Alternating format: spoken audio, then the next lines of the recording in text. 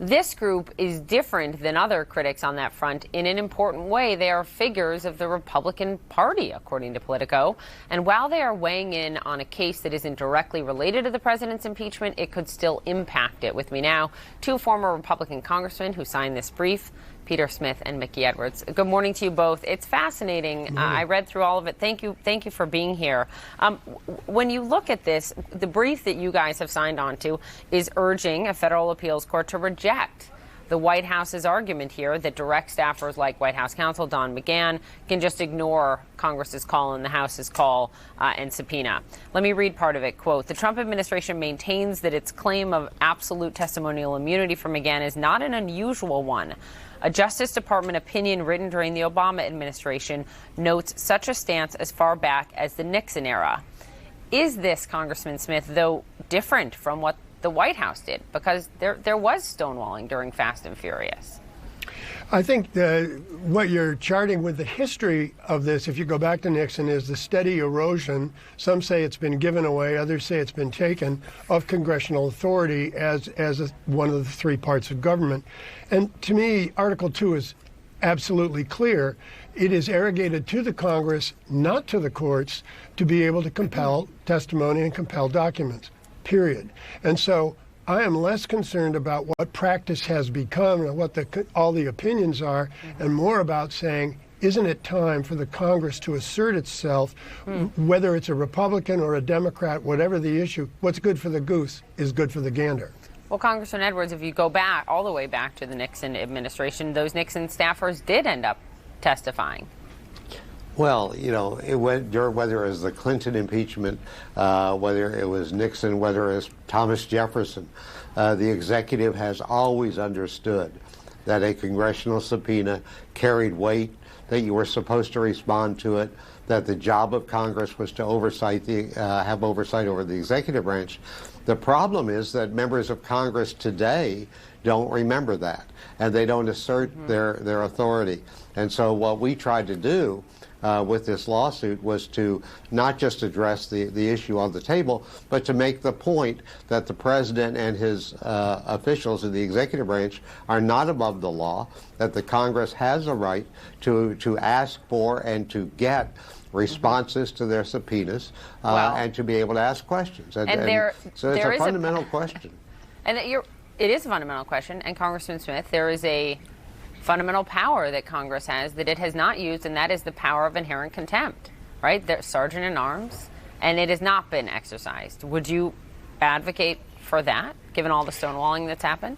I think the fact of the matter is that inherent contempt is, in fact, a tool that can be used, and if the situation is dire enough, should be used. I have great respect for the fact that it wasn't used in this case, precisely because we have somebody, the difference I make between Richard Nixon and the current president, Donald Trump, he knew when he was breaking the law. He knew when he was doing the wrong thing. And when he got caught, he admitted, he came to it.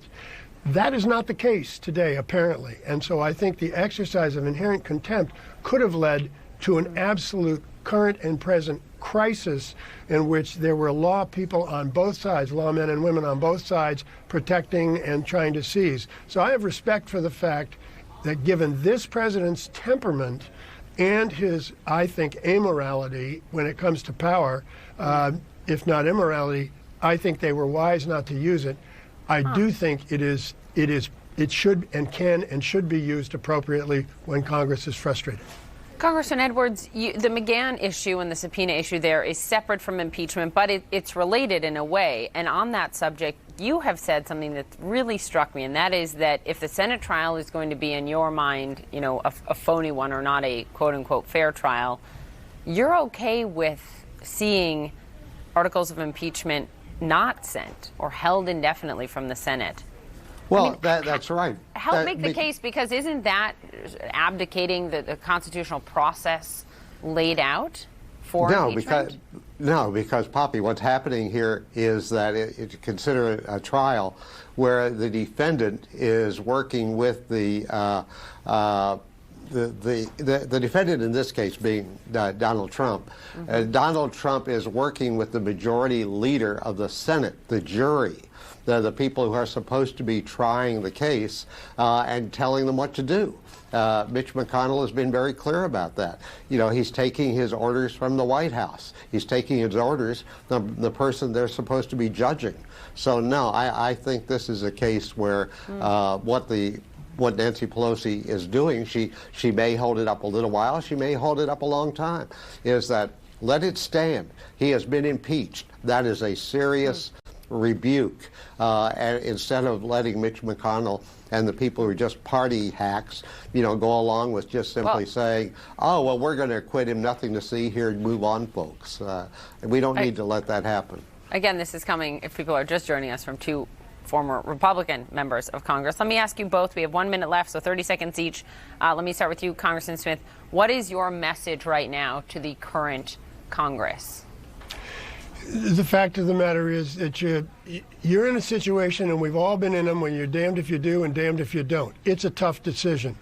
But if I could have one thing, I would say stand back, look in the mirror, understand you're going to look at that face every morning for the rest of your life. You want to be proud of the person you're looking at. Look at the facts, look at the constitutions, and stand fast. Congressman Edwards? Well, I totally agree with that. Remember the oath of office that you took. And, you know, life goes on. If you lose your election, life goes on.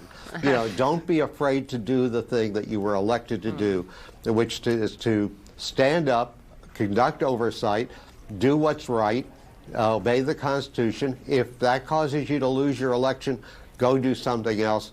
But as Peter said, look in the mirror. Know that you did the best you could, because this is your legacy, and people who are being complicit in this cover-up are going to live with that for the rest of their life. That's going to be the lead sentence in their obituary, and they need to keep that in mind.